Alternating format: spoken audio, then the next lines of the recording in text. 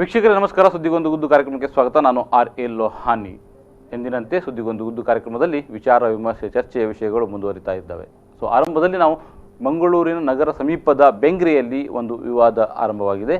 ಅಲ್ಲಿ ಆಟದ ಮೈದಾನದ ಕುರಿತು ಊರವರು ಮತ್ತು ಶಾಲೆಯ ಆಡಳಿತ ಮತ್ತು ಕೆಲವು ಒಂದು ವರ್ಗ ವಿದ್ಯಾರ್ಥಿಗಳ ವರ್ಗ ಮತ್ತು ವಿದ್ಯಾರ್ಥಿ ಪೋಷಕರ ವರ್ಗ ಶಾಲೆ ಆಡಳಿತ ಪರವಾಗಿ ಅಂದರೆ ನಮಗೆ ಮೈದಾನ ಬೇಕು ಅಂತದ್ದು ಒಂದು ಮೈದಾನ ಇದೆ. ಅದು ಪೋರ್ಟ್ ಅಂದರೆ ಬಂದರು ಇಲಾಖೆಗೆ ಸಂಬಂಧಪಟ್ಟದ್ದು. ಆ ಮೈದಾನವನ್ನು ತಮ್ಮ ಸುಪರ್ತಿಗೆ ತೆಗೆದುಕೊಳ್ಳುವ ದಿಸೆಯಲ್ಲಿ ಊರವರು ಕೆಲವರು ಮತ್ತು ಶಾಲಾ ಆಡಳಿತವರು ಹೋರಾಟವನ್ನು ಮಾಡ್ತಾ ಇದ್ದಾರೆ. ಯಾಕೆ ಈ ಹೋರಾಟ ಅಂತ ಹೇಳಿದರೆ, ಆಟದ ಮೈದಾನ ಪಡೆದು ಆ ಮೂಲಕ ಶಾಲೆಯನ್ನು ವಿಸ್ತರಿಸುವುದು ಎನ್ನುವುದು ಸ್ಥಳೀಯರ ಅಂದರೆ ಖಾಸಗಿ ಶಾಲೆಯ ವಿಸ್ತಾರವನ್ನು ಹೆಚ್ಚಿಸುವುದು. ಅಂದರೆ ಈಗ ಪ್ರಾಥಮಿಕ ಶಾಲೆಯಾಗಿದೆ, ಅದನ್ನು ಪ್ರೌಢಶಾಲೆಯಾಗಿ ಪರಿವರ್ತಿಸುವ ಅಥವಾ ಅದನ್ನು ಪ್ರೌಢಶಾಲೆಯಾಗಿ ಅಭಿವೃದ್ಧಿಪಡಿಸುವ ಪ್ರಕ್ರಿಯೆಗಳು ಆರಂಭವಾಗಿದೆ. ಅದಕ್ಕೆ ಆಟದ ಮೈದಾನವನ್ನು ತೋರಿಸಬೇಕಾಗಿದೆ. ಆಟದ ಮೈದಾನ ಈಗಿರುವ ಅದು ಸಾರ್ವಜನಿಕ ಬಳಕೆಗಿರುವುದು ಶಾಲೆಗೆ ಬಿಟ್ಟುಕೊಡಲಿಕ್ಕೆ ಸಾಧ್ಯ ಇಲ್ಲ ಅಂತ ಬೆಂಗ್ರೆಯ ಕೆಲವರು ಹೋರಾಟವನ್ನು ಮಾಡ್ತಾ ಇದ್ದಾರೆ. ಸೊ ಇದನ್ನು ವಿರೋಧಿಸಿ ಅಲ್ಲಿಯ ಸ್ಥಳೀಯ ವಿದ್ಯಾರ್ಥಿಗಳನ್ನು ಎದುರಿಗಿಟ್ಕೊಂಡು ಪ್ರತಿಭಟಿಸುವ ಪ್ರಕ್ರಿಯೆಗಳು ಕೂಡ ನಡೀತಾ ಇದ್ದಾವೆ. ಶಾಲೆಯ ಈ ಆಟದ ಮೈದಾನಕ್ಕೆ ಕಾಂಪೌಂಡ್ ಹಾಕುವ, ಬೇಲಿ ಹಾಕುವ ಪ್ರಕ್ರಿಯೆ ಶಾಲೆಯ ಆಡಳಿತದ ವತಿಯಿಂದ ನಡೀತಾ ಇತ್ತು. ಸೊ ಇದನ್ನು ವಿರೋಧಿಸಿ ಸ್ಥಳೀಯರು ವಿರೋಧಿಸಲು ಬಂದಾಗ ಅದು ಬಡಿದಾಟಕ್ಕೂ ಕೂಡ ಆಸ್ಪದ ಆಯಿತು. ಇದು ಕಳೆದ 3-4 ದಿನಗಳಿಂದ ನಡೆಯುತ್ತಿರುವ ಪ್ರಕ್ರಿಯೆಯಾಗಿದೆ. ಇಂದು ಕೂಡ ಅಲ್ಲಿ ವಿದ್ಯಾರ್ಥಿಗಳು ಪ್ರತಿಭಟನೆಯನ್ನು ಮಾಡ್ತಾ ಇದ್ದಾರೆ ಮತ್ತು ವಿದ್ಯಾರ್ಥಿಗಳು ರಾಜ್ಯ ಸರ್ಕಾರಕ್ಕೆ ಮತ್ತು ವಿದ್ಯಾ ಇಲಾಖೆಗೆ ಅಂದರೆ ಶಿಕ್ಷಣ ಇಲಾಖೆಗೆ ಪತ್ರ ಬರೆಯುವ ಚಳುವಳಿಯನ್ನು ಆರಂಭಿಸಿದ್ದಾರೆ. ಸ್ಥಳೀಯರ ಪ್ರಕಾರ ಈಗಾಗಲೇ ಅಲ್ಲಿ ಸರ್ಕಾರಿ ಶಾಲೆ ಇದೆ ಮತ್ತು ಸರ್ಕಾರಿ ಪ್ರೌಢಶಾಲೆ ಕೂಡ ಇದೆ, ಅದು ಚೆನ್ನಾಗಿ ನಡೀತಾ ಇದೆ. ಹಾಗಿರುವಾಗ ನಮಗೆ ಅಲ್ಲಿ ಖಾಸಗಿ ಶಾಲೆಯ ಅವಶ್ಯಕತೆ ಇಲ್ಲ ಅಂತ ಕೆಲವರು ವಾದ. ಮತ್ತು ಯಾಕೆ ಖಾಸಗಿ ಶಾಲೆಯವರು ಬೇರೆ ತಮ್ಮದಲ್ಲದ ಮೈದಾನವನ್ನು ತೋರಿಸುವ ಅವಶ್ಯಕತೆ ಇದೆ ಮತ್ತು ಸಾರ್ವಜನಿಕ ಮೈದಾನವನ್ನು ತಮ್ಮದು ಅಂತ ಹೇಳಿಕೊಳ್ಳುವ ಅವಶ್ಯಕತೆ ಏನಿದೆ ಎಂಬ ಪ್ರಶ್ನೆಯನ್ನು ಸ್ಥಳೀಯರು ಕೆಲವರು ಕೇಳ್ತಾ ಇದ್ದಾರೆ.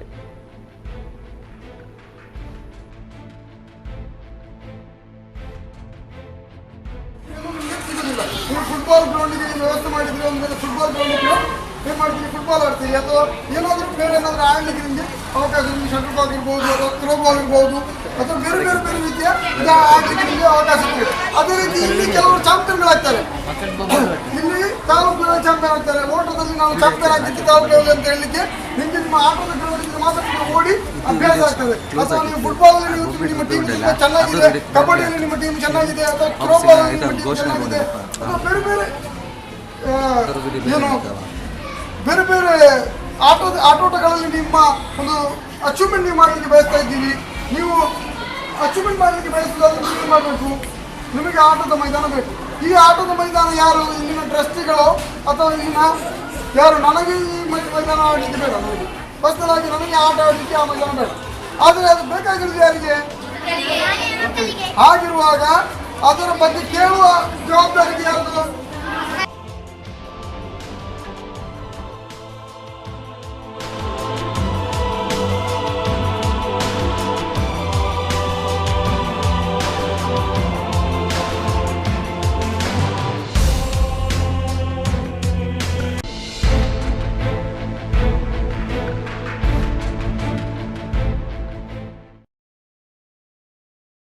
ನಿಮಗೆ ಹೇಳ್ಕೊಡ್ಲಿಕ್ಕೆ ನಮ್ಮ ಇದರ ಪ್ರಕಾರ ನಾವು ಏನು ಕಲಿಯುವಾಗ ನಾವು ಆಟ ಆಡಬೇಕು. ಆಗ ನಮಗೆ ನಮ್ಮ ತಲೆಗೆ ಎಲ್ಲ ಎಂಟಾಗ್ತದೆ. ಈಗ ನೋಡಿ, ನೀವು ಒಂದು ಮಲಗಲಿಕ್ಕೆ ಪ್ರಯತ್ನ ಮಾಡಿ, ಎಷ್ಟು ಕಷ್ಟಪಡ್ತೀರಿ ನೀವು ಅಷ್ಟು ನಿಮಗೆ ಜಾಸ್ತಿ ನಿದ್ರೆ ಬರೋದಿಲ್ಲ. ಯಾಕೆಂದರೆ ನೀವು ನಿಮ್ಮ ಬ್ರೈನನ್ನು ಎಷ್ಟು ಹಾರ್ಡ್ ಮಾಡ್ತೀರಿ ಅಷ್ಟು ಅದು ನಿಮಗೆ ತುಂಬ ಕಷ್ಟ ಆಗ್ತದೆ. ಅದಕ್ಕಾಗಿ ನಿಮ್ಮ ಮೆದುಳನ್ನು ನೀವು ಸಡಿಲಗೊಳಿಸಲಿಕ್ಕೆ ಸ್ವಲ್ಪ ವಿಶಾಲವಾಗಿ ಯೋಚಿಸಬೇಕು. ಅದಕ್ಕಾಗಿ ನಿಮಗೆ ಪ್ಲೇ ಗ್ರೌಂಡ್, ಅದು ಆಟ ಆಡುವುದು, ಉಳಿದ ಕಾರ್ಯಕ್ರಮಗಳ ಅಗತ್ಯವಿರುತ್ತದೆ. ನಿಮಗೆ ಈಗ ನಿಮ್ಮ ಪ್ಲೇ ಗ್ರೌಂಡನ್ನು ಬೇರೆಯವರು ಬೇರೆ ಕೆಲಸಕ್ಕೆ ತೆಗಲಿಕ್ಕೆ ಪ್ರಯತ್ನ ಮಾಡ್ತಾ ಇದ್ದಾರೆ. ಅದರಿಂದಾಗಿ ನಿಮಗೆ ಆಟ ಆಡಲು ತೊಂದರೆ ಆಗಬಹುದು. ನಿಮ್ಮ ಡೈಲಿ ಇದರಲ್ಲಿ ಸ್ವಲ್ಪ ಸ್ಟ್ರೆಸ್ ಜಾಸ್ತಿ ಆಗ್ಬೋದು ನಿಮಗೆ. ಅದಕ್ಕಾಗಿ ನಿಮ್ಮ ಈ ಫೈಟನ್ನು ಮಾಡಲಿಕ್ಕೆ ಬೇರೆ ಯಾರು ಹೊರಗಿನ ಈ ಫೈಟ್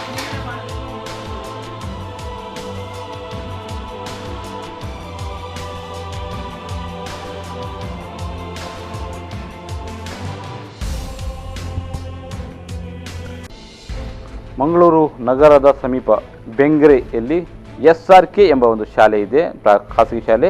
ಆ ಶಾಲೆಯ ಆಟದ ಮೈದಾನಕ್ಕೆಂದು ಪೋರ್ಟ್ ಇಲಾಖೆ ಅಂದರೆ ಬಂದರು ಇಲಾಖೆಯವರು ಒಂದು ಜಾಗವನ್ನು ಕೊಟ್ಟಿದ್ದಾರೆ ಹೀಗಂತ ಶಾಲಾ ಆಡಳಿತವರು ಹೇಳ್ತಾ ಇರೋದು. ಸೊ ಅದನ್ನು ಕಬಳಿಸಲು ಕೆಲವರು ಪ್ರಯತ್ನ ಮಾಡ್ತಿದ್ದಾರೆ. ಅದೇ ರೀತಿ ಆ ಜಾಗದಲ್ಲಿ ಬೇರೆ ಯೋಜನೆಗಳ ಹೆಸರಿನಲ್ಲಿ ವಿದ್ಯಾರ್ಥಿಗಳನ್ನು ಆಟದ ಮೈದಾನದಿಂದ ವಂಚಿತರನ್ನಾಗಿಸುವ ಪ್ರಯತ್ನ ನಡೀತಾ ಇದೆ. ಇದನ್ನು ವಿರೋಧಿಸಿ ವಿದ್ಯಾರ್ಥಿಗಳು CM ಸಿದ್ದರಾಮಯ್ಯ ಹಾಗೂ ದಕ್ಷಿಣ ಜಿಲ್ಲಾಧಿಕಾರಿ ಶಶಿಕುಮಾರ್ ಸೆಂಥಿಲರ್ ಅವರಿಗೆ ಪೋಸ್ಟ್ ಕಾರ್ಡಿನಲ್ಲಿ ಮನವಿಯನ್ನು ಬರುವ ಮೂಲಕ ಹೋರಾಟವನ್ನು ನಡೆಸುತ್ತಿದ್ದಾರೆ. ಭಾರತೀಯ ಸಂವಿಧಾನದ 21ನೇ ಆರ್ಟಿಕಲ್ ಶಿಕ್ಷಣವು ಮೂಲಭೂತ. ಸೊ ಈ ವಿಷಯದಲ್ಲಿ SIO ಜಿಲ್ಲಾಧ್ಯಕ್ಷ ತಲಹಾ ನಮ್ಮ ಸಂಪರ್ಕದಲ್ಲಿದ್ದಾರೆ. ನಮಸ್ತೆ ಸರ್. ನಮಸ್ತೆ ಸರ್. ನಮಸ್ತೆ ಸರ್, ಇದು ನಿಮ್ಮ ಬೆಂಗ್ರೆ SRK ಶಾಲೆಯ ಆಟದ ಮೈದಾನ, SRK ಶಾಲೆ.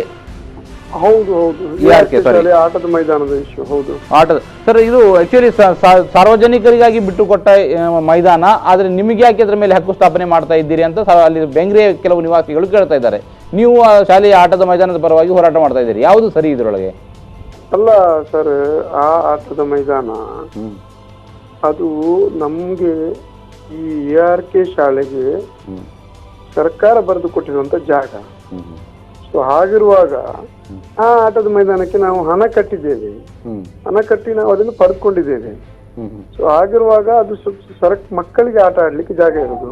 ಇಲ್ಲಿ ಬೆಂಗ್ರೆಯಲ್ಲಿ ಅಷ್ಟು ದೊಡ್ಡ ಫುಟ್ಬಾಲ್ ಗ್ರೌಂಡ್ ಇದೆ, ಅದೇ ರೀತಿ ಬೇರೆ ಸೂಪರ್ ಸ್ಟಾರ್ ಗ್ರೌಂಡ್ ಇದೆ, ಬೇರೆ ಬಹಳಷ್ಟು ಗ್ರೌಂಡ್ಗಳಿವೆ, ಇಷ್ಟು ದೊಡ್ಡ ಬೀಚ್ ಇದೆ ಬೆಂಗ್ರೆಯಲ್ಲಿ. ಆಟ ಆಡ್ಲಿಕ್ಕೆ ಜನರಿಗೆ, ಸಾರ್ವಜನಿಕರಿಗೆ ಆಟ ಆಡ್ಲಿಕ್ಕೆ ಬಹಳಷ್ಟು ಜಾಗಗಳಿವೆ. ಇದು ಶಾಲೆ ಆಟ ಬರುವಂತಹ ಜಾಗ, ಮಕ್ಕಳಿಗೆ ಸೀಮಿತವಾಗಿರುವಂತಹ ಜಾಗ ಅದು. ಅಲ್ಲ, ಇಲ್ಲಿ ಅವರು ಹೇಳ್ತಾ ಇರೋದು ಯಾವೊಬ್ಬ ವ್ಯಾಪಾರಿಗೆ, ಉದ್ಯಮಿಗೆ ಬಿಟ್ಟುಕೊಟ್ಟ ಜಾಗ, ಅದನ್ನ ಶಾಲೆಯವರು ಕಬಳಿಸಿದ್ದಾರೆ. ಯಾವುದಕ್ಕೆ? ಒಬ್ಬ ಉದ್ಯಮಿ ಅಂದ್ರೆ ಈ ನಿಮ್ಮ ಹಡಗು ವ್ಯಾಪಾರ ಇದರ ಮೂಲಕ ವ್ಯವಹಾರ ನಡೆಸಿದ ಒಬ್ಬ ಉದ್ಯಮಿಗೆ ಬಹಳ ಹಿಂದೆ ಬಿಟ್ಟುಕೊಟ್ಟಿದ್ರು, ಅವರು ಅದನ್ನು ಬಳಸ್ತಾ ಇದ್ರು. ಅದರ ನಂತರ ಅದು ಪೋರ್ಟ್ ಇಲಾಖೆಗೆ ಮತ್ತೆ ವಾಪಸ್ ಹೋಗಿತ್ತು. ಅದು ಆ ಜಾಗವನ್ನ ಈಗ ಶಾಲೆಯವರು ಬಳಸ್ತಾ ಇದ್ದಾರೆ. ಅವರಿಗೆ ಯಾವುದೇ ಅಧಿಕೃತ ದಾಖಲೆಗಳು ಅವರ ಹತ್ರ ಇಲ್ಲ, ಅವರು ತಾವು ಪಡೆದುಕೊಂಡಿದ್ದಾರೆ. ಅವರ ಹತ್ರ ಅಧಿಕೃತ ದಾಖಲೆಗಳಿವೆ, ಅವರು ಪೋರ್ಟ್ ಇಂದ ಪಡೆದಿದ್ದಾರೆ, ಪೋರ್ಟ್ಗೆ ಹಣ ಕಟ್ಟಿದ್ದಾರೆ, ಅವರು ಬಂದರು ಇಲಾಖೆಗೆ ಹಣ ಕಟ್ಟಿದ್ದಾರೆ, 3 ಲಕ್ಷಕ್ಕಿಂತ ಹೆಚ್ಚು ಹಣ ಕಟ್ಟಿ. ಹಲೋ, ಸರ್ ಕೇಳ್ತಾ ಇದೆಯಾ ಸಲಹಾ ಅವರೇ? ಶಬ್ದ ಕೇಳ್ತಾ ಇಲ್ವಾ? ಪೋರ್ಟ್ ಇಂದ. ಹಲೋ, ನಿಮ್ಮ ಧ್ವನಿ ಕಟ್ ಆಗ್ತಾ ಇದೆ, ಕಟ್ ಆಗ್ತದೆ, ನೆಟ್ವರ್ಕ್ ಸಮಸ್ಯೆ ಇದೆ. ಈಗ ಕೇಳ್ತಾ ಇದೆ, ಹೇಳಿ. ಸರ್ ನೋಡಿ, ಪೋರ್ಟ್ಗೆ ಅವರು ಹಣ ಕಟ್ಟಿದ್ದಾರೆ, ಪೋರ್ಟ್ಗೆ ಅವರು ಹಣ ಕಟ್ಟಿ ಅದನ್ನು ಪರ್ಚೇಸ್ ಮಾಡಿದ್ದಾರೆ. ಪೋರ್ಟ್ಗೆ ಹಣ ಕಟ್ಟಿ ಅವರು ಪರ್ಚೇಸ್ ಮಾಡಿದ್ರಲ್ಲಿ ಅವ್ರಿಗೆ ಪೋರ್ಟ್ ಜಾಗ ಕೊಟ್ಟಿದೆ, ಅದು ಅವರ ಜಾಗ. ಈಗ ಜನರಿಗೆ, ಕೆಲವೊಂದು ಕಾರಣಗಳಿಂದಾಗಿ ಮೇ ಬಿ ಆ ಮಕ್ಕಳ ಮೇಲೆ ದ್ವೇಷ ಇರಬಹುದು, ಏನೋ ನಮ್ಗೆ ಗೊತ್ತಿಲ್ಲ. ಆ ಮಕ್ಕಳಿಗೆ ಆಟ ಆಡ್ಲಿಕ್ಕೆ ಜಾಗ ಸಿಗ್ಬಾರ್ದು ಅಂತ ಒಂದು ಇದಿರ್ಬೇಕು. ನೋಡಿ, ನಮ್ಮ ಬೆಂಗಳೂರಲ್ಲಿ ಮತ್ತೊಂದು ಶಾಲೆ ಇದೆ, ಹೈಸ್ಕೂಲ್ ಇದೆ. ಹೈಸ್ಕೂಲ್ಗೆ ಕೂಡ ಕಾಂಪೌಂಡ್ ವಾಲ್ ಹಾಕಿಲ್ಲ. 5 ವರ್ಷದಿಂದ ಸತತ ಪ್ರಯತ್ನದಲ್ಲಿದೆ. ನಾವು ಶಿಕ್ಷಣ ಅಭಿವೃದ್ಧಿ ಸಮಿತಿ ಅಂತ ಒಂದು ಸಮಿತಿಯನ್ನು ಮಾಡ್ಕೊಂಡು ಹೋಗಿ MLA ಗೆ ಹೇಳಿದೆವು. MLA ಹಣ ಪಾಸ್ ಮಾಡ್ತಾ ಇದ್ದಾರೆ ಹೊರತು ಬೆಂಗಳೂರಲ್ಲಿ ಕಾಂಪೌಂಡ್ ವಾಲ್ಗೆ ಇದು ಮಾಡ್ಲಿಲ್ಲ. ಸೊ ಈಗ ಹೇಗಿರುವಾಗ ಮಕ್ಕಳಿಗೆ ಆಟ ಆಡ್ಲಿಕ್ಕೆ ಸರಿಯಾಗಿ ಕಾಂಪೌಂಡ್ ವಾಲ್ ಹೈಸ್ಕೂಲಲ್ಲಿ ಕೂಡ ಇಲ್ಲ, ಸರ್ಕಾರಿ ಹೈಸ್ಕೂಲಲ್ಲಿ ಕೂಡ ಇಲ್ಲ. ಈಗ ಸದ್ಯಕ್ಕೊಂದು ಡ್ರಿಲ್ ಆಗಿದೆ, ಅಲ್ಲಿ ಮೊದಲು ಮಕ್ಕಳು ಸೆಗಣಿ ಎತ್ತಾ ಇದ್ರು, ಮತ್ತೆ ಅದೆಲ್ಲ ಏನೆಲ್ಲ ಆಗ್ತಾ ಇತ್ತು ಅದನ್ನೆಲ್ಲ ಫೋಟೋ ಸಮೇತ ಕೊಂಡೋಗಿ ನಾವು MLA ಅವರಿಗೆ ಸಬ್ಮಿಟ್ ಮಾಡಿದೆವು. ಅಲ್ಲಿಗೆ ಹಣ ನೀವು ಪಾಸ್ ಮಾಡಿ ಅಲ್ಲಿಗೆ ಮಕ್ಕಳಿಗೆ ನೀವು ಒಂದು ಕಾಂಪೌಂಡ್ ವಾಲ್ ಮಾಡಿಕೊಡಿ ಅಂತ ಹೇಳಿದೆವು, ಅದನ್ನು ಕೂಡ ಮಾಡಿಕೊಳ್ಳಿಲ್ಲ. ಸೊ ಹಾಗಿರುವಾಗ ಆ ಶಾಲೆಯ ಸಮಸ್ಯೆ ಹಾಗೆ ಆಗಿದೆ. ಇಷ್ಟವರೆಗೆ ಹಣ ಪಾಸ್ ಆಗ್ತಾ ಇದೆ, ಕೆಲಸ ಆಗ್ತಾ ಇಲ್ಲ.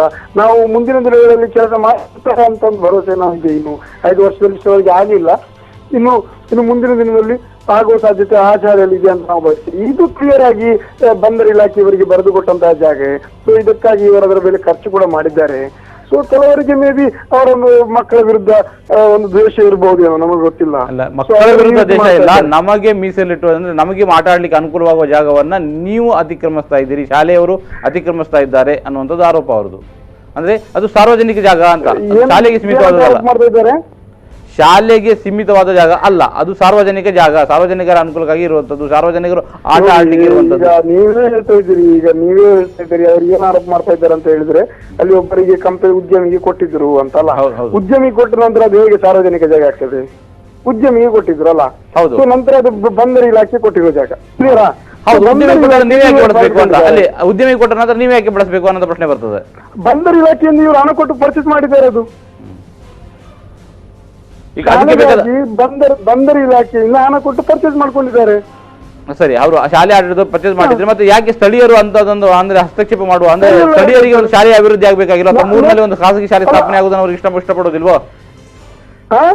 ಒಂದು ಸ್ಥಳೀಯರಿಗೆ ತಮ್ಮ ಊರು ಅಭಿವೃದ್ಧಿ ಅಥವಾ ತಮ್ಮ ಊರಿನಲ್ಲಿ ಒಂದು ಶಾಲೆ ಸ್ಥಾಪನೆ ಆಗ್ತಾ ಇದೆ, ಅದು ಶಾಲೆ ಮಕ್ಕಳಿಗೆ ಅನುಕೂಲ ಆಗ್ತಾ ಇದೆ, ಅದನ್ನು ವಿರೋಧಿಸ್ತಾರೆ ಅಂದ್ರೆ ಅದನ್ನು ಹೇಗೆ ಮಕ್ಕಳಿಗೆ ಸಾಧ್ಯ ಆಗ್ತದೆ ಅಂತ ಅದೇ ಅರ್ಥ ಆಗ್ತಾ ಇಲ್ಲ ನನಗೂ ಕೂಡ. ಇಲ್ಲಿ ಊರಲ್ಲಿ ಅಂತ ಒಂದು ಸಂಪ್ರದಾಯ ಇದೆ, ನನಗೆ ಅದು ತುಂಬಾ ಬೇಸರ ಆಗ್ತದೆ ಹೇಳಲಿಕ್ಕೆ.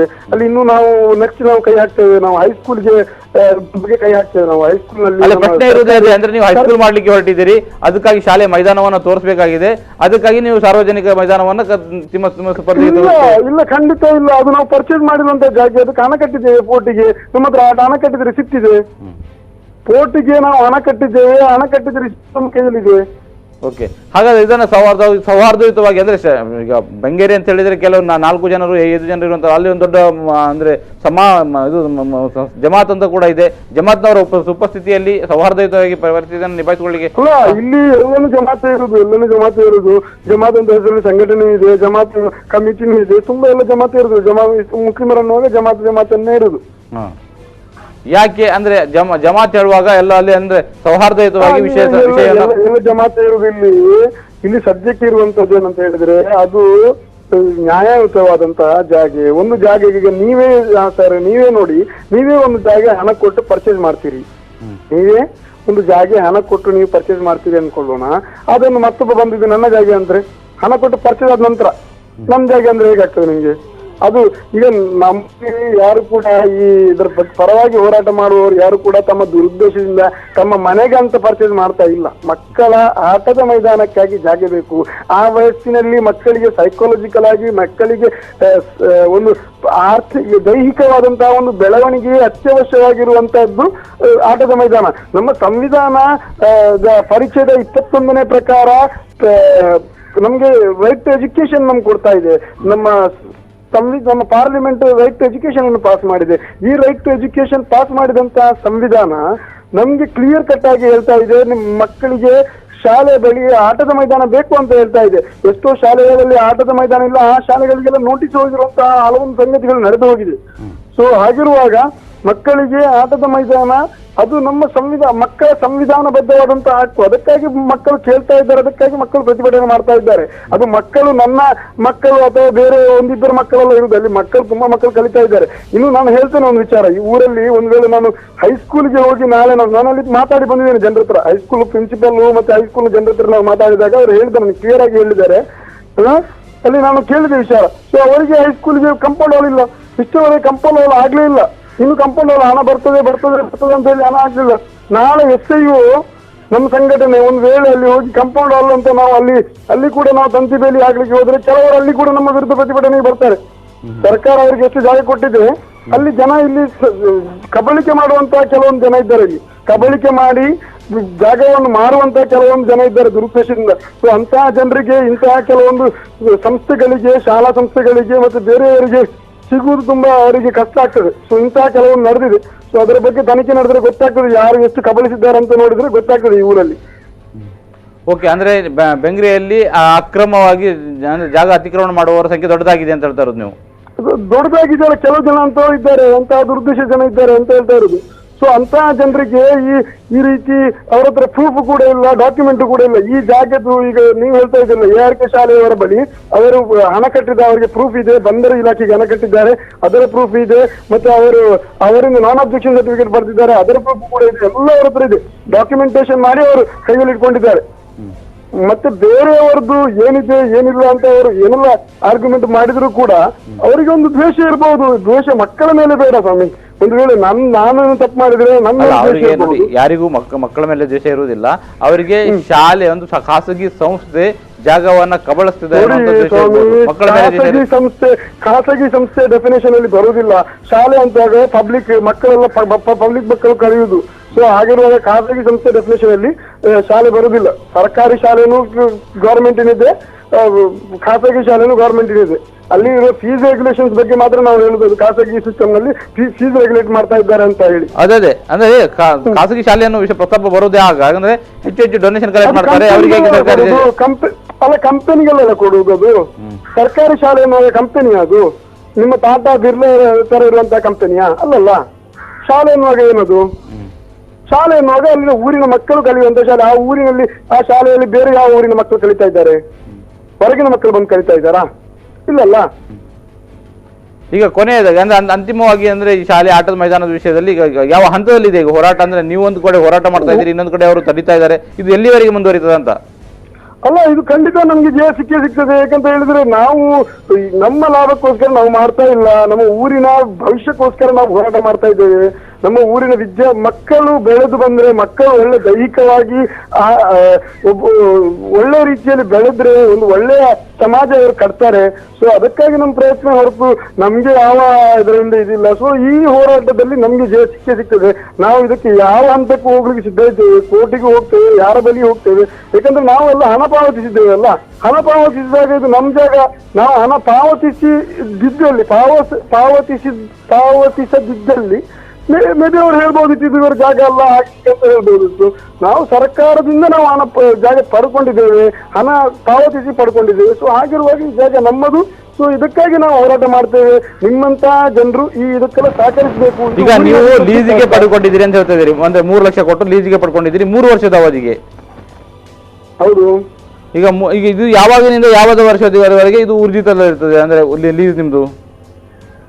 ಅಲ್ಲ, ಲೀಸಿದ ನಂತರದ ವಿಚಾರ. ಈಗ ಸದ್ಯಕ್ಕೆ ಇದಕ್ಕೆ ಬೇಲಿ ಎಲ್ಲ ಇದೆ, ನಮ್ಮ ಇದರದ್ದು ಅದು ಸದ್ಯದ ವಿಚಾರ. ಈಗ ನಮಗೆ ಅದರದೊಂದು ಡಾಕ್ಯುಮೆಂಟ್ಸ್ ಎಲ್ಲ ಇದೆಯಲ್ಲ, ನಮ್ಮ ಸೆಟಪ್ಸ್ ಇದೆ. ಅಲ್ಲ, ನೀವು ಅಂದ್ರೆ ಅಲ್ಲಿ ಪ್ರಶ್ನೆ ಇರೋದು ಅದೇ, ಅಂದ್ರೆ ಲೀಸಿಗೆ ತೆಗೆದುಕೊಂಡದ್ದು ಜಾಗ 3 ಲಕ್ಷ ರೂಪಾಯಿ ಕೊಟ್ಟು ಆ ಲೀಸಿನ ಅವಧಿ ಎಲ್ಲಿಂದ ಎಲ್ಲಿಯವರೆಗೆ ಊರ್ಜಿತದಲ್ಲಿ ಇರ್ತದೆ ಅಂತ.